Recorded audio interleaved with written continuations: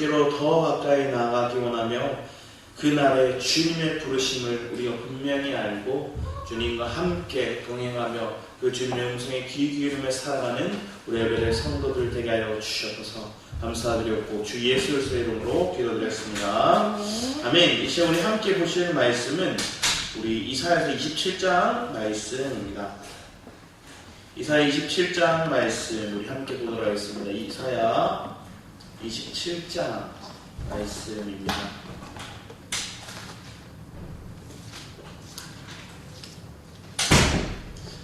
조금 길지만 1절에서 저희들 6절까지만 같이 한번 읽어보겠습니다. 이사야 27장 1절에서 6절까지 말씀 같이 읽겠습니다. 시작. 그날에 여호와께서 그의 견고하고 크고 강한 칼로 날랜 뱀 리워 야단 곧 꼬불꼬불한 뱀 리워 야단을 벌하시며 바다에 있는 용을 죽이시리라. 그날에 너희는 아름다운 포도원을 두고 노래를 부를지어다. 나의 여호와는 포도원 지기가 되며 때때로 물을 주며 밤낮으로 간수하여 아무든지 이를 해치지 못하게 하리로다. 나는 포도원에 대하여 마음이 없나니 진레와 가시가 나를 대적하여 싸움도 하자. 내가 것을 밟고 모아 불사하리라. 그리하지 아니하면 내 힘을 의지하고 나와 하친하며 나와 하친할 것이니라. 후일에 야곱의 뿌리가 바뀌며 이스라엘의 꿈이 돋고 꽃이 필 것이라. 이것이 그 결실로 지면에 채우리로다. 아멘. 이사야의 묵시 24, 25, 26, 27장 그 내용 가운데 오늘 27장 말씀에 보면 그 날에가 먼저 시작되죠. 그 날에 여호와께서 그의 견고하고 크고 강한 칼로 그리고 2절에도 그 날에 너희는 아름다운 포도원을 두고 노래를 부른다. 또 나중에 12절 말씀에도 보면 12절에도 이렇게 적혀있죠. 그날에 여호와께서 창이라는 하수에서부터 애굽 시내까지 가시를 떠는 것 같이 너희를 하나하나 모으시리라. 13절에도 그날에 큰 나팔을 불리니. 오늘 말씀을 통해서 그 날에 여호와가 우리에게 말씀하신 그 날이 우리는 기다리고 준비하는 거죠.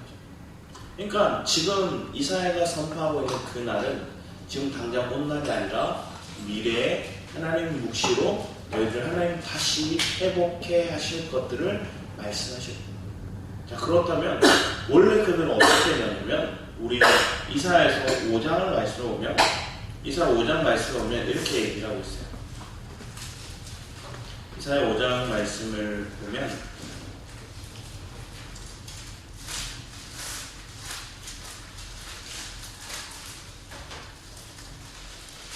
2절부터 보면 이렇게 적혀있죠. 땅을 파서 돌을 제하고 극산품 포도 나무를 심었도다. 그 중에 망대를 세웠고 또 그 안에 술틀을 팠도다. 좋은 포도 맺기를 바랐더니 들포도를 맺었도다. 주님 지금 얘기하고 있는 게 어딜까요? 이스라엘을 얘기합니다. 유다 사람들에게 얘기하는 겁니다. 내가 너희들의 극상품으로 심었고 내가 너희들을 돌보았는데 너희들에게 뭐가 나왔다는 거예요? 들포도. 이 들포도는 썩은 거예요. 썩은 거.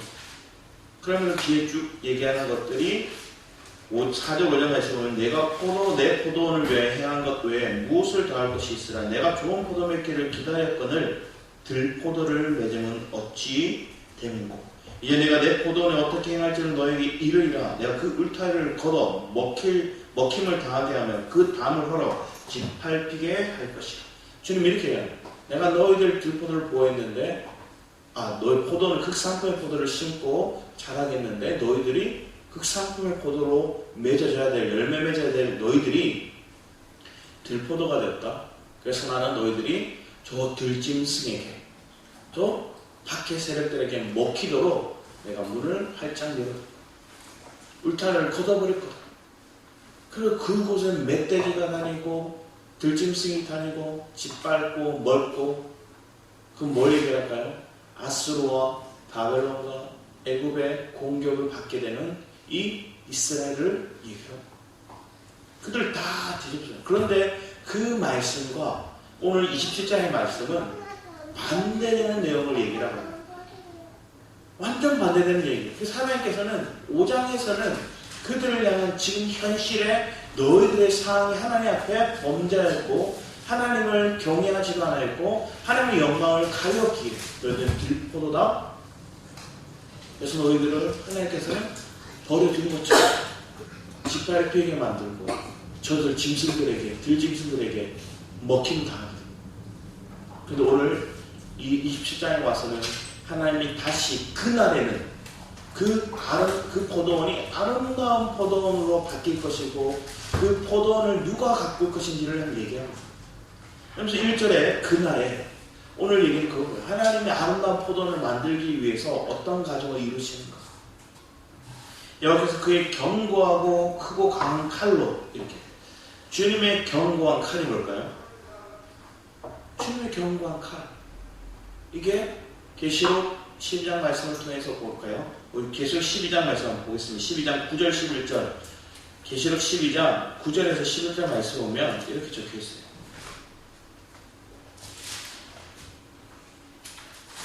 (9절에서 11절) 같이 한번 읽어보겠습니다. 시작. 큰 용이 내쫓기니 옛뱀 곧 마귀라고도 하고 사단이라고도 하며 온천을 깨는 자라. 그가 땅을 내쫓기니 그의 사자들도 그와 함께 내쫓기리라. 내가 또 들으니 하늘에 큰 음성이 있어 이르되 이제 우리 하나님의 구원과 능력과 나라와 또 그의 그리스도의 권세가 나타났으니 우리 형제들 참소하던 자 곧 우리 하나님 앞에 밤낮 찬송하던 자가 쫓겨났고 또 우리 형제들이 이 어린 양의 피와 자기들이 전하는 말씀으로써 그를 이겼으니 그들이 죽기까지 자기들의 생명을 아끼지 않아요. 예수 그리스도의 피와 그분의 말씀으로 그 증언하는 말씀으로 누구를 이겼다는 거예요?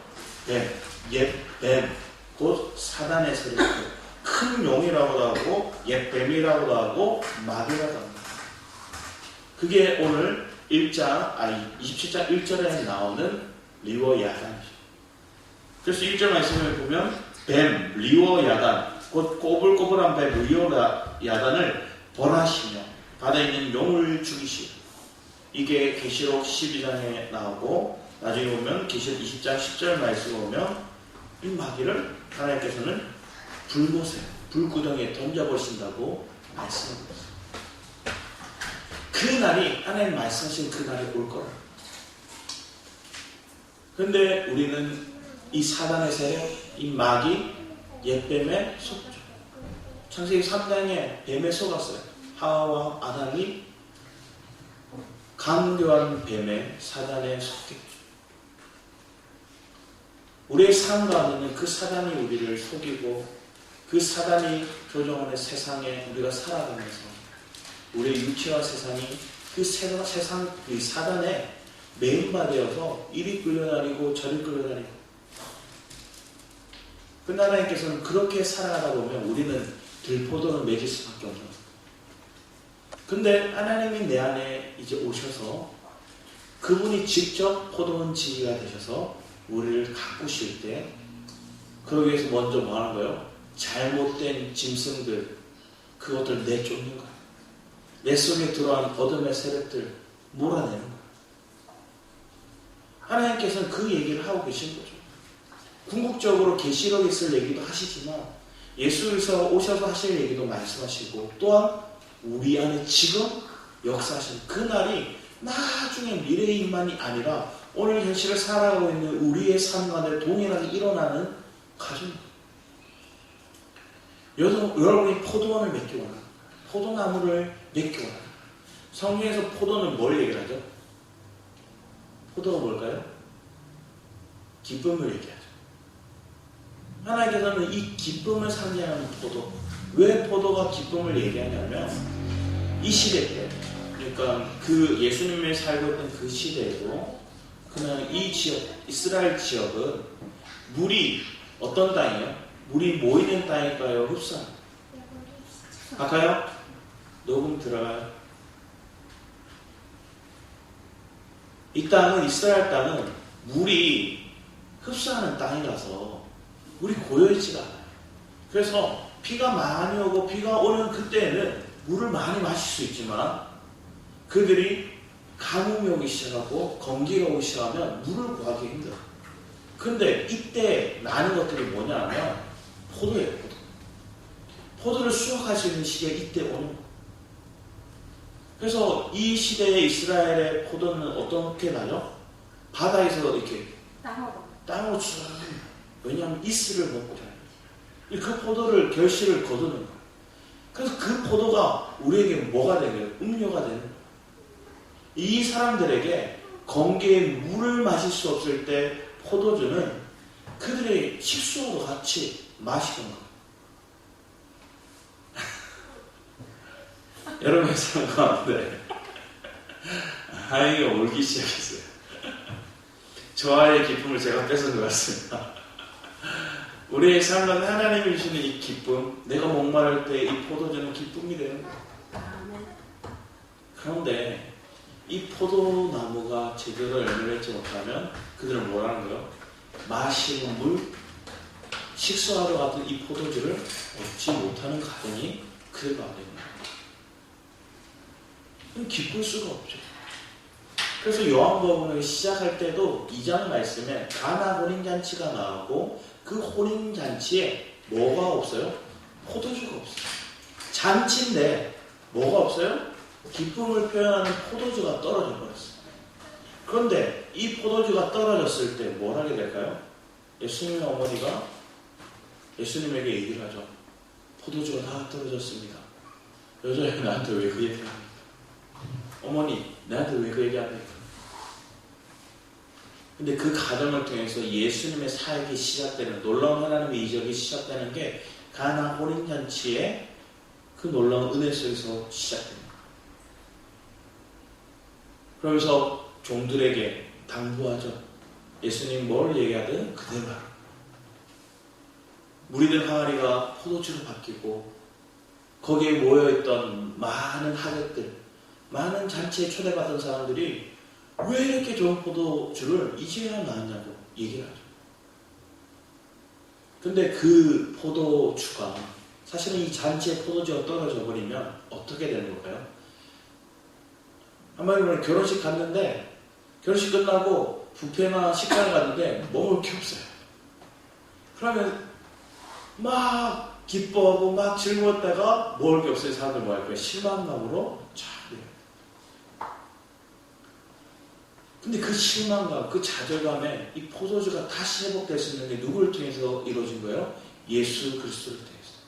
그런데 이 연회장의 주인은 왜 그런 패배감, 때로는 실패할 수 있는 그 잔치가 기쁨으로 회복될 수 있었을까요? 2절 말씀에 보면 그가 예수님과 제자들을 초청했어요. 그 집으로 예수님을, 그 제자들을 초대해서 청했다는 거예요. 청원을 받고 그 예수님은 그 자리에 참석하셨대요. 여러분의 삶 가운데 누구를 초대하고 있습니까? 내 마음에 황폐해졌고 들포도를 맺어서 짓밟히고 울타리는 다 무너진 이 상황 가운데 여러분의 가정이 그럴 수 있어요. 여러분 마음이 그럴 수 있어요. 황폐해지고 짓밟히고. 근데 그 가운데 내 마음이 누구를 초대하는 거예요? 예수님을 초대하는 거예요. 그분을 초대할 때 그곳에 기쁨이 끊이지 않게 나가게 되는 역사이고, 우리 이사야서 말씀을 돌아서 보면 이렇게 다시 얘기를 합니다. 그날에 너희는 아름다운 포도를 두고 노래를 부르죠. 그러면 그 예수 그리스도가 오셔서 그 어린 양, 그 어린 양의 피와 그분을 증언하는 말씀이 그 사단의 세력들을 이긴다고 얘기한 게 계시록 12장에 나와 있습니다. 그러면 그 말씀이 있는 곳, 그럼 우리는 뭐라는 거예요? 이미 이겼고 이미 아름다워졌다고 선포합니다. 이 아름다운 포도원을 선포할 수 있는 것, 그리고 그 안에서 노래할 수 있는 것들이 마땅히 우리가 해야 될 본분입니다. 이 사회는 지금 사실은 바벨론이 이스라엘 남유다를 공격하지도 않았어요. 먼 미래에 바벨론이 와서 그 나라를 황폐해질 것들을 다 알고도 미리 예언합니다. 사실 한편에 남유다 사람들은 북이스라엘 얘기다, 북이스라엘 얘기를 할 수도 있었을 것 같아요. 아수르의 공격이 강했습니다. 근데 하나님 이 가정을 속에서 그걸 더 뛰어넘는, 우리에게 징계가 있고 우리에게 다루심이 있지만 그 다루심과 징계로 끝나는 인생이 아니라 그 뒤에 하나님의 구원을 맛보는 것. 주님이 우리를 맛보게 하는 그 신앙을 우리가 체험하는. 성경에 보면 다윗이 아기스 왕에게 잡혔다가, 잡힌 게 아니고 자기 직접 발로 갔죠. 갔다가 신하들의 말에 의해서 저 유다의 왕 다윗이 아닙니까?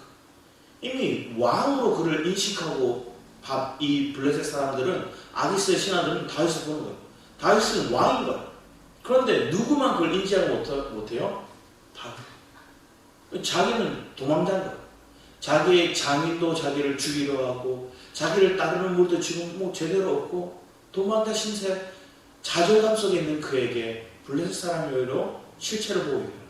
예수님도 똑같잖아요. 예수님이 쭉 가니까 사단의 세력들이 나오고 하나님의 아들에게 왜 먼저 앉아요? 제일 먼저 알아본 게 누구예요? 사단의 세력들이에요. 예수님의 실체를 알아본 거예요. 그런데 그 가정 속에서 하나님은 다윗에게 죽을 뻔한 위기 속에서 춤을 질질 흘리며 수염에 침을 질질 흘리는 거예요.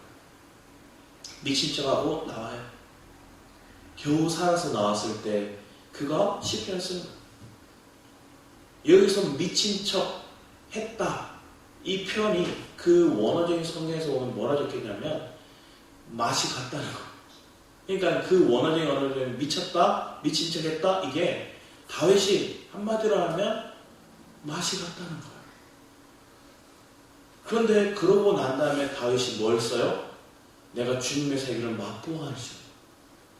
주님의 구원을, 주님의 회복을, 주님이 나를 보호하시는 맛보아하죠. 나는 맛이 간 상태지만 주님이 나를 회복해 하는 놀라운 은혜. 여러분의 삶 속에서 동일하게 하는 그런 은혜를 부어주셔서 내가 도저히 내 상태로는 들포도와 같이 맛을 잃었고 제정신이 아닌 상태에서 짓밟히고 고통스러운데 그 타이밍에 하나님의 다루심의 그 과정 속에서 우리는 뭘 한 거예요? 주님을 찾았고 어린 양을 바라봤고 어린 양의 피를 내가 먹고 바르고 마셨다. 그 말씀을 내가 붙여봤더니 이기는 생명으로 바뀌는 것들이 저와 여러분의 삶이 될 줄 믿습니다. 그럴 때 우리는 아름다운 포도를 바라보면서 하나님께 이 하나님의 세계를 맛본 것들에 대해서 감사와 찬양을 올립니다. 내가 이루어서 내가 살 수 있는 상황이 아니었어요. 내가 통과할 수 있는 가정이 아니었어요. 근데 주님이 그걸 건너게 하셨고 살게 하셨다. 그걸 나도 알고 저 옆 사람도 알고. 더 나아가서 밑에 3절 말씀은 나 여호와는 포도원지기가 되며, 하나님이 얘기합니다. 내가 포도원지기가 되며 때때로 물을 주며 밤낮으로 간수하며 아무든지 이를 해치지 못하게 한다. 고린도서 3장 7절 말씀 보면 고린도 교인들이 아볼로파, 게바파 막 나눠, 그리스도파 나눠주잖아요. 바울이 3장 7절에 뭐라 얘기해요? 오직 잘하게 하시는 분은 하나님이시다. 아볼로는 심고 나는 물 주고. 그게 중요한 게 아니라 우리를 잘하게 하시는 분이 하나님이시다. 내가 정말로 좋은 씨앗이 내게 심겨졌다면 그 씨앗이 뭐 하는 게 중요해요? 자라서 열매 맺는 게 중요해요. 하나님 그것을 우리에게 말씀하고 있는데 그들은 뭘 하고 있어요? 누가 날 심었고 누가 나에게 말씀을 줬고 누가 날 자라게 했고 막 그거 따지고 싸우는 거예요. 그게 중요한 게 아니라 내 속에서 심겨진 이 그리스도가 어떻게 자라고 어떻게 꽃피우고 어떻게 열매 맺는가, 이게 우리에게 중요한데 그게 아름다운 것들 포도원을 바라보는 시야인데 좁은 시야를 가지니까 지금 당장에 국한된 내 한계 속에. 그래서 기독교가 그렇게 많은 파로 나눠져요. 교단과 파로 나눠지는 것을 보게 됩니다. 칼빈파, 웨슬리파,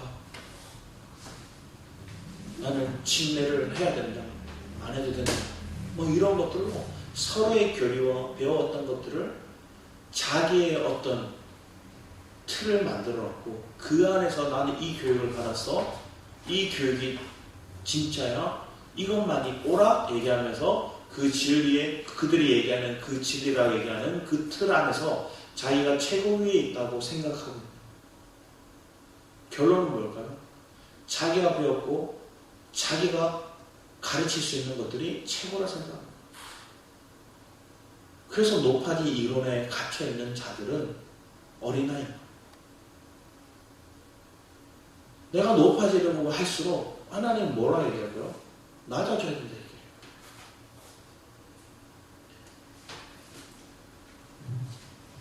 우리 요한복음 15장 말씀을 잠깐 보면, 요한복음 15장 1절을 같이 한번 읽어볼까요? 요한복음 15장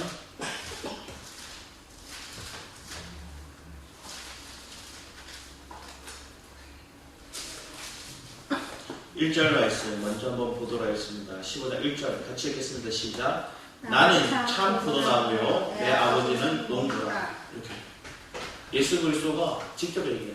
내가 참 포도나무. 이스라엘아, 너희들 들포도 맺었지? 너희들은 참된 거야. 그리고 참된 건 나야. 그리고 나를 너희들이 심었어.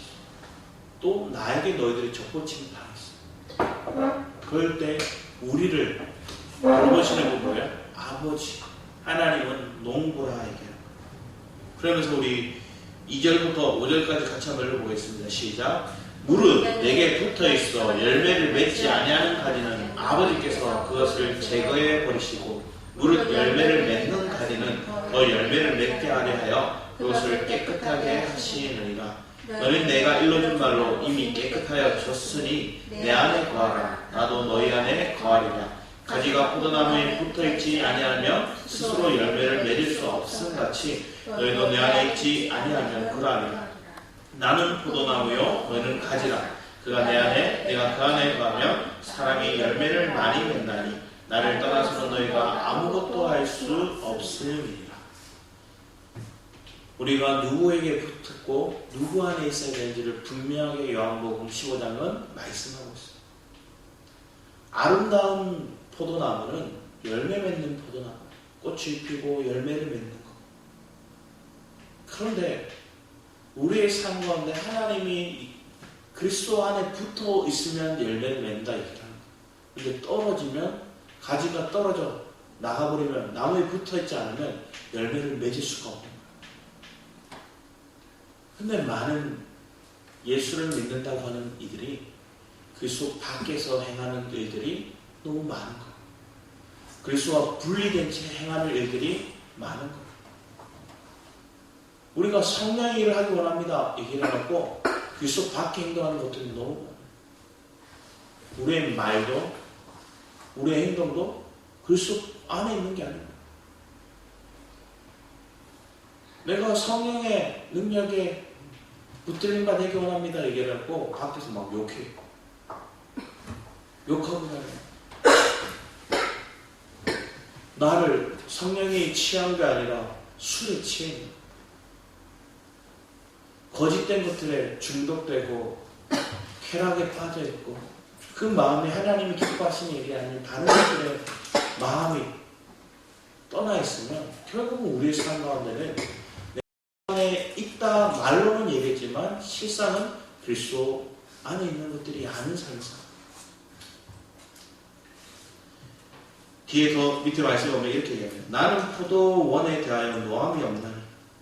주님이 얘기하는 거야. 나가 너희들 안 미워해 이건 거예요. 찔레와 가시가 나를 대적하여 싸운다 하지 않아. 내가 그것을 밟아 모아 불사해. 찔레, 가시 이런 거 하나님이 다 제거하시는 거예요. 모아다가 불사지는데. 그래야 하지 않으면 내 힘을 의지하고 나와 하친하며 나와 하친할 것이다. 하나님께서는 분명히 이사야서 5장 말씀에 그들을 버리겠다. 그들을 들짐승이 줘버리겠다. 이렇게 얘기하셨는데 내가 다시 너희들을 뭐 하겠다는 거예요? 너희들 나와 하친하자. 너희와 하친할 거다. 하나님 두 번 반복했어요. 너희가 화친을 내가 너희들과 이룰 거라는 것들을 하나님께서 분명하게 그 날에 하나님 결국 우리와 화목을 화친을 맺음을 하십니다. 6절의 후일에는 야곱의 뿌리가 박히며 이스라엘의 움이 돋고 꽃이 필 것이다. 그들이 그 결실로 지면을 채우고 뿌리가 박히고 움이 돋아오르고 그리고 그곳에 꽃이 피고 거기에 결실 열매가 있을 것 같아요. 이게 아름다운 포도나무, 포도 정원의 모습이죠. 그게 누구의 모습이 되어야 될까요? 교회의 모습이 되어야 되고 우리의 삶의 모습에 나타나요. 하나님 이거를 회복해 주겠다 하고 다시금 이사야를 통해서 무시의 말씀을 전합니다. 자, 그렇다면 현실은 어떻다는 거예요? 이렇지 않다는 거예요.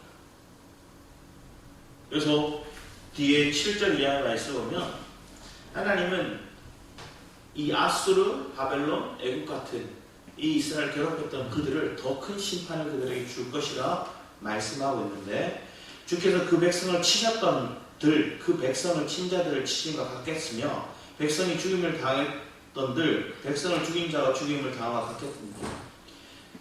이 말은 뭐냐? 내가 몽둥이를 썼던 것들, 막대기들, 그들이 내 백성들보다 더 큰 심판과 고통을 매맞음과 죽임을 당할 거다 얘기하십니다.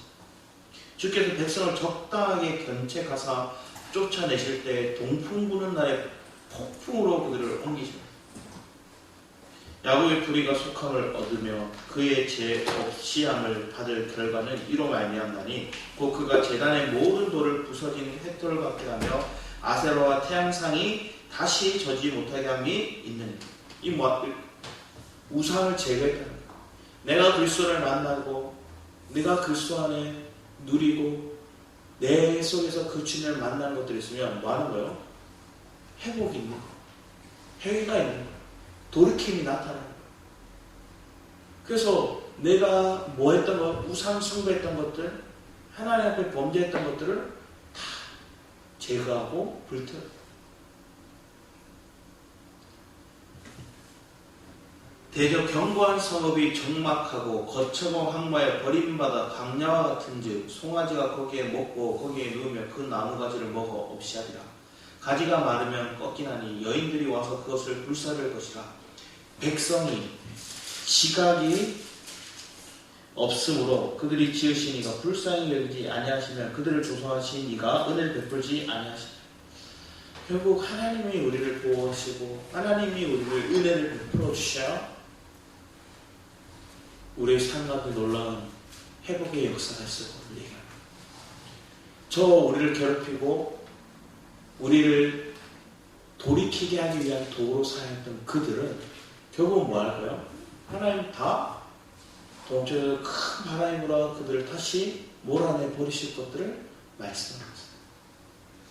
여러분 삶 속에 있는 문제와 여러분 삶을 지금 다루고 있는 그런 아픔이 내가 주를 간절히 찾고 만나는 은혜 속에서 회복의 역사가 있으면 다 하나님께 돌이키게 하십니다. 우리 사도행전 우리 말씀 한번 볼까요? 사도행전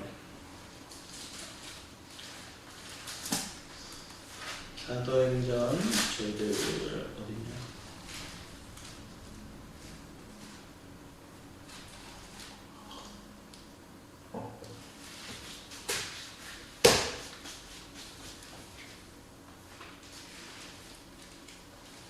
사도행전 8장 말씀입니다.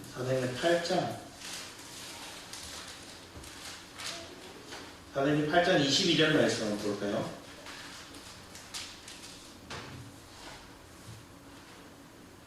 같이 한번 읽어보겠습니다. 시작. 그러므로 너의 이 악함을 회개하고 주께 기도하라. 혹 마음에 품은 것을 사하여 주시라. 우리 속에 있는 죄성, 우리 속에 있는 잘못, 악함을 하나님 앞에 회개하고 돌이키며 그리고 주님께 기도하면 우리의 마음에 품은 것들을 하나님이 사하여 주십니다. 회복해 주신다. 하나님 그것이 우리의 악함이 무엇인지 드러내는 작업들을 저 바벨론과 아수르를 통해서 하셨다. 그래서 히브리서 12장 말씀에 하나님의 징계가 우리에게 있지만 그 징계를 왜 주시는 거예요? 우리가 사생자가 아니라 하나님께서 우리를 택한 자녀이기 때문에 우리를 돌아오게 하신다. 돌아오게 하신 다음에 하나님 우리에게 상한 것들을 다시 또 연약한 무릎을 회복해 주시고 상한 것들을 다시 곧게 하시며 하나님의 원하는 뜻 안에 우리가 걸어 나아갈 수 있는 그런 신앙으로 이렇게 세워주시다. 근데 그 말씀의 의미를 이해하지 못하는 사람들은 주님 앞에 하나님 왜 이럽니까? 하나님 왜 이런 일들이 반복됩니까? 근데 우리의 삶을 돌아봐야죠. 여전히 묶여있는 것들이 많은데, 여전히 낙마하고 있는 것들이 많은데, 여전히 쾌락에 빠져있는 것들이 많은데, 우리는 쾌락에 너무 빠져있는 거예요. 그 쾌락이 뭔가를 봤더니 어떤 사람은 돈이고요, 어떤 사람은 자녀기도 하고 성적인 쾌락도 있고, 또 더 나아가서 우리 속에 하나님이 정말로 내 삶의 주인이 되어서 이끌어 가시는 삶을 우리가 붙들고 나아가야 되는데, 어떤 이들은 목회를 하면서 그 목사로서의 목회자로서의 그 일들이 자기 쾌락이 되는 사람이에요. 이 의미 속에서는 뭘 얘기할까요? 자기가 즐거워하는 일들, 자기가 즐겨하는 일들, 자기에게 자극이 되는 일들, 성공이라는 쾌락, 부라는 쾌락, 명예라는 쾌락, 그런 것들 우리의 마음이 뺏겨서 하나님이 아닌 것들에 우리의 마음이 뺏겨가는 거예요. 그래서 성도들이 목사를 위해서 있는 교회가 있습니다. 목회자가 성도들을 위해서 통로되는 삶, 또 서로가 협력해서 하나님을 위한 삶 가운데 나가지 않고 성도들이 목사를 위한 그냥 도구로 그렇게 사용되고 있는 교회들. 그 의미 속에는 뭘까요? 그 목회자의 성공이, 그 쾌락이 많은 이들에게 자극적이고 그들을 이끌고 있다. 그럼 하나님 뭐라 얘기하실까요? 내 안에서 우리의 성공을 하지 말라는 것들이 아니죠. 주님이 나를 통해서 이기는 삶들을 살라는 거죠. 주님은 우리를 통해서 고백하게 하시는 것들을 고백하게 하는 거죠. 그런데 우리는 작은 승리, 작은 성공, 이것들에 도파민 중독처럼 중독되어 가면서 그 쾌락에 막 빠져 있으면 교회가 뭘 해야 된다고 생각할까요? 무조건 성공해야 된다 생각합니다. 무조건 잘 돼야 된다 생각합니다. 무조건 큰 건물을 지어야 되고 무조건 많은 사람들이 모여야 된다 생각합니다. 근데 주님은 물량도 아니고 또 눈에 보이는 크기도 아니고 우리 속에서 정말로 내가 그리스도 안에 있는 내 삶 가운데 내가 그 그리스도로 인한 기쁨이 얼마만큼 회복되고 내 안에 그 그리스도로 인한 그 평안이 진정으로 우리 삶을 통해 고백되는 이 땅에 살아가는 것들은 서로가 너무나 속이고 그들을 끌어내리려고 하고, 근데 이 시대를 바라보면서 우리의 마음이 주님 앞에 탁 달라붙어 있으면 우리는 세상에서 그리스도 밖에서 일어나는 일들에 우리는 영향받는 자들이 안 될 줄 믿습니다. 아직은 우리가 온전치 않아서 그게 보여요. 내 속에 있는 주님, 나와 함께 하시는 그 주님, 내 걸음을 이끌어 가시는 내 발등에 등불이 되시는, 내 발에 등불이 되시는 그 주님의 그 빛이 보이지 않아서 뭐가 더 보이는 거예요? 계속 밖에 있는 세상의 부름과 세상의 어떤 즐길 것들이 더 눈에 잘 보여요. 우리는 그런 삶이 아니라 내 속에서 정말로 역사하시는 말씀하시는 은혜를 따라 걸어나가기 원합니다. 우리 더 말씀을 보게 합니다. 12, 13절 말씀 보면 24장에서부터 시작된 이 묵시, 27장으로 끝나는 이 묵시의 결론이 여기 적혀 있어요. 그게 뭐냐? 하나님의 백성을 주님은 회복하신다. 너 이스라엘 자손들아, 그날에 여호와께서 창이라는 하수에서부터 애굽 시내까지 가시를 떠는 것 같이 너희를 하나하나 모으시고, 주님이 우리를 부르시고 우리를 모으십니다. 그날에 큰 나팔을 불리니 아수르 땅에서 멸망한 자들과 애굽 땅에서 쫓겨난 자들이 돌아와서 예루살렘 성산에서 여호와께 예배해야 합니다. 궁극적으로 하나님 우리를 통해서 원하시는 게 뭘까요? 예배의 삶이에요. 우리가 예배를 회복하는 거예요. 하나님 앞에 예배를 회복하는 삶이 되는 삶의 예배. 어떠한 상황 가운데서 내가 주님 앞에 엎드려 예배하는 삶, 내가 주를 내 삶의 주인으로 받아들이고 그 주님을 높여드리는 삶, 하나님의 영광을 위해 살고자 하는 그 믿음의 삶이 우리의 삶이 됩니다.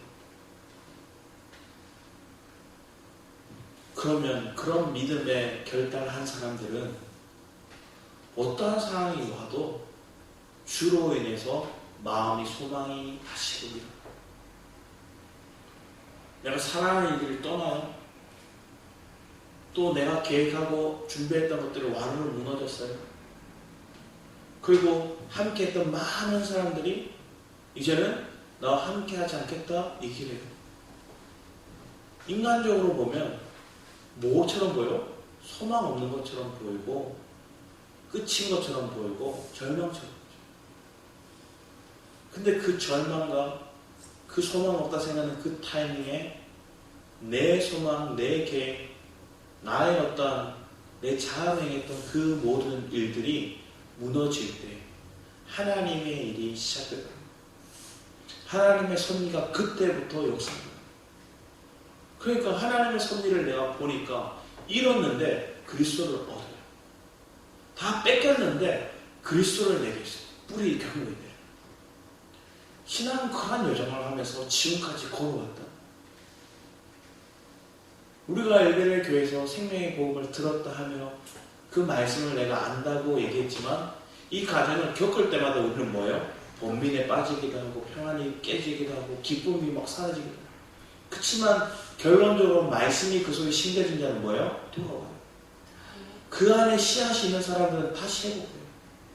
왜? 내 안에 사시는 그리스도를 내가 보거든. 그러면 내가 다시 일어나요.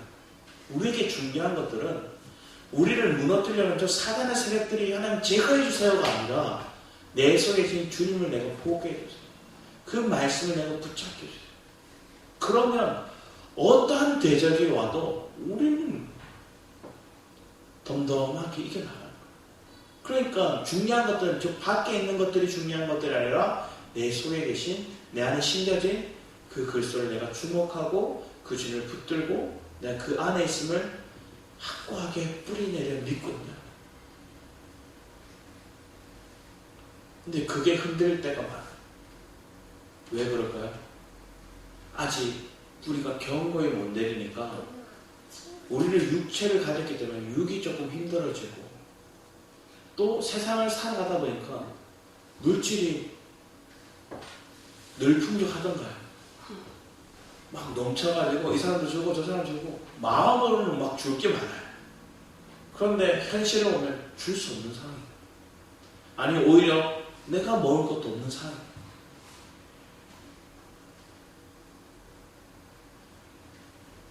우리의 삶 가운데 아무것도 먹을 게 없는 이제 이 한 그릇 먹고 죽어야 되는 그 가구의 집에 엘리야가 찾아갑니다. 나를 이것을 대접하라. 근데 그것을 순종해요. 순종할 때 그들이 가뭄이 끝나기까지 이 3년 반에 비가 오지 않는 이 기근과 가뭄의 상황 가운데 버텨내고 이기고 살게 됩니다. 코로나 시기 때 많은 교회들이 교회를 이제 빼는 교회들이 많았대요. 무너진 교회가 많았어요. 한편에서 아프죠. 그런데 큰 교회들이 나몰라라는 교회들도 많았었어. 왜? 우리도 힘들어 이렇게 해요. 그런데 생각해 보세요. 엄청난 부자가 내가 통장에다가 얼마를 계속 적금을 넣고 투자를 하고 쌓아놓는 것들이 이제 안 생겨서 이제 더 넣을 게 없네 이래서 없다고 얘기하는 것과 진짜 지금 당장 내일 끼니를 걱정하고 있는, 아니 어제도 못 먹고 오늘도 못 먹고 내일도 못 먹을 것들을 걱정하고 있는 그 사람과의 비교 같으냐? 근데 그 삶 가운데 하나님이 그것을 견뎌오고 살아오게 만드는 것들, 우리의 삶 가운데 그 하나님이 우리에게 어떠한 지혜를 주든 어떠한 통로를 주든 그 과정을 통과해 온 것들이 하나님의 놀라운 은혜죠. 여기까지 살아온 것, 이게 하나님의 은혜입니다 고백한 게 사무엘의 고백이고, 이건 내가 잘해서 한 거야 한 게 사울의 기념이었어요. 여러분의 삶 가운데 뭘 세우기 원하는가 보세요. 내 마음의 진정으로 내가 무엇이 힘겨져 있기를 원하는가. 호세아서 말씀을 한번 볼까요? 호세아서 6장 1절 2절 말씀인데,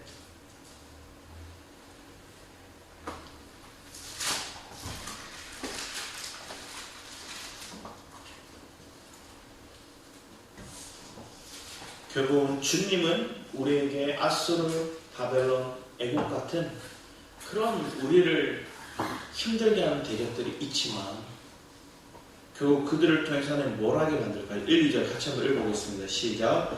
오라 우리가 여호와께로 돌아가자. 여호와께서 우리를 찢으셨으나 도로 낫게 하실 것이요 우리를 치셨으나 싸매어 주실 것입니다. 여호와께서 이틀 후에 우리를 살리시며 셋째 날에 우리를 일으키시리니 우리가 그의 앞에 살리라.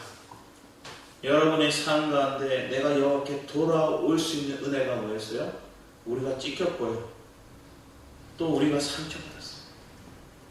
누군가의 우리를 치는 과정들이 우리의 삶 가운데 있었어요. 징계받았고 또 내 삶 가운데 심판과도 같은 그런 내 어둠이 아픔이 있었어요. 그렇지만 그게 전부야, 그게 끝이야 하는 인생이 아니라 그 속에서 약속의 말씀이 나를 일으켜 주님께로 돌아오게 하는 과정들로 우리의 삶 가운데 하나님이 회복해 하셨다는 걸 우리는 분명하게 믿는 신앙이 되기 원합니다. 이사야에게 얘기하는 이 묵시의 결말이 그겁니다. 너희들이 주님께 돌아와. 주님이 우리를 다루시는 과정들이 있고 심판의 과정들이 있었지만 저들 하나님께서는 회복시키지 않지만 하나님 우리를 회복시킬 거예요. 하나님 우리를 다시 모으실 거예요. 그래서 하나님께서 우리를 통해서 예배받기를 원하십니다. 우리의 삶을 통해 하나님을 예배하고 찬양하는 삶이 넘치게 하십니다. 여러분의 삶에 이 찬양이 넘치길 원합니다. 우리의 교회에 이 찬양이 회복되길 원합니다. 그러면 흩은 것처럼 보였지만 하나님 다시 모으실 거고요. 하나님이 치신 것처럼 보이지만 그 치심을 통해서 그들 속에 그들 본연의 마음속에서 여전히 내가 자아로 내가 기뻐하고 내가 좋아하던 것들이 실체가 무엇인가를 드러냈던 과정들을 하나님 보게 하셨다. 그들의 입술을 고백합니다. 누군가는 사랑 의식, 누군가는 물질 여전히 붙잡고 살아갔어요. 예수를 믿지만 예수님을 도깨비 방망이처럼 생각하여서 금나라 뚝딱 뭐 이런 식으로 주님 앞에 요감에 산 인생이 많았다. 그러면서 얘기를 한 거. 하나님 이거 들어주시면 내가 하나님 앞에 뭘 하겠어. 검단에 우리 아파트가 지하 주차장에 붕괴됐다는 얘기를 작년인가 재작년에 막 나왔잖아요. 그래서 사람이 말이 많았어요. 결론은 어떻게 해야 될까요? 그 아파트 지하가 무너졌으니까 맞아요. 다 무너뜨리고 다시 지어요.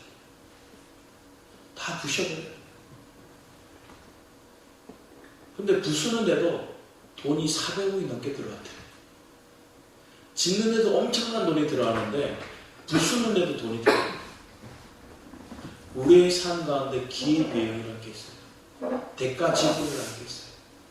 내가 잘못 살았고 잘못 심었던 것들에 대한 결실이 우리 속에 있을 때 그걸 제거하는 시간과 그걸 제거하는 내 물질의 허비 같은 과정들이 우리에게 있지만 그 대가 지불이 우리의 삶 가운데 있을 때 우리는 기뻐하기 바랍니다. 왜냐? 그 지불 또한 사실 누가 하시는 거예요? 그리스도가 하시는 거예요. 그리스도가 하시면서 그것보다 이런 것처럼 보이지만 그것보다 더 넘치게 하실 분이시죠. 요업이 그랬죠. 다 잃었지만 갑절로 얻게 하시는 거예요. 주님은 야곱의 인생도 똑같이 얘기하세요. 야곱이 이름을 알고 베냐민을 보내잖아요. 애굽에. 잃었다 생각했는데 과거에 죽은 줄 알았던 요셉을 베냐민도 다시 시몬도 다시 들어. 놀라운 하나님의 역사는 내가 잃은 것처럼 보이고 뺏긴 것처럼 보이고 내가 허비한 것처럼 보이지만 그 상황 속에서 하나님이 더 놀랍게 갑절로 우리에게 부으시는 은혜, 회복, 그것에 대한 결실을 가집니다. 이게 그리스도로 인한 심고 아버지가 자라게 하시고 아버지가 우리에게 열매 맺게 하시는 것들을 우리가 거두게 하는 놀라운 거예요. 신앙은 이 여정을 가는 것이 믿기 바랍니다. 내가 뭔가 심으려고 했고 내가 자라게 하려고 했고 내가 뭔가 애쓰는 것들은 하나님 다 뭐 하는 거예요? 들포도야.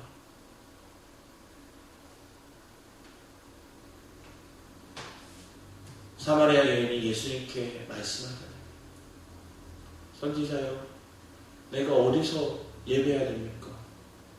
우리 조상들은, 이 사마리아 사람들은 이 산에서 예배하라 그러고 저 유대 사람들은 예루살렘에서 예배하라 하는데 내가 어디서 예배해야 맞습니까? 이것도 저것도 아니다. 네가 신령과 진정으로 예배하라. 영과 진리로 하나님의 영과 인간의 영이 연합되는 곳, 그곳에서 예배하는 것. 내가 그리스도 안에서의 예배하는 삶, 주님과 연합을 이루는 것, 주님과 합친 화목이 이루어지는 것, 그 삶이 예수 그리스도의 보혈의 피와 그 주님의 증언하는 말씀이 내 속에 있는 어둠의 살들을 몰아내고 온전히 주님과 연합을 이룰 수 있는 삶으로 우리를 이끌어 가시죠. 저 리워야단, 큰 뱀, 큰 용, 저 마귀 사단은 이미 그리스도를 통해서 다 그들은 패배했어요. 근데 그것을 믿어라 얘기하니까 우리는 아멘 해놓고 나가자마자 뭐 하는 거예요? 사단이 우리를 지배하는 그 땅의 세계에 벌벌 떨고 살아가는 거예요. 사단이 조종하는 저 사람을 보고 두려워하는 거예요. 사람을 두려워하지 말고 환경을 버거워하지 않고 내 속에서 역사하시는 그 주님이, 나와 동행하시는 그 주님이 소망이 되시고 그 주님을 통해서 걸어나가는 저와 여러분의 삶이 되기를 축복합니다. 그러면 지금 오늘의 현실이 아픔이고 고통이고 왜 하고 퀴즈만큼만 들던 그 사람들이 하나님이 여러분 삶 가운데 하고 느낌표 감탄사로 하나님께 감사하는 찬양으로 바뀌게 하는, 그래서 하나님이 우리에게 주시고자 하는 아름다운 포도 저원을 보는 저와 여러분이 되시길 축복합니다. 기도하도록 하겠습니다. 아버지 하나님이 세워가시는 나라, 우리의 삶 가운데 황폐해지고 무너졌던 것들이 다시 그리스도 안에서 회복될 것들을 믿습니다. 그 주님의 말씀을 사모하고 그 주님과 동행하며 살고자 하는 모든 신령 가운데 주님 함께 하시고 붙드시고 온전케 하여 주셔서 감사드렸고 주 예수 그리스도의 이름으로 기도했습니다. 아멘. 이 시간 우리 이곳에 임하신 우리 찬양 드시면서 준비하신 예물 주님께 드리는 겁니다.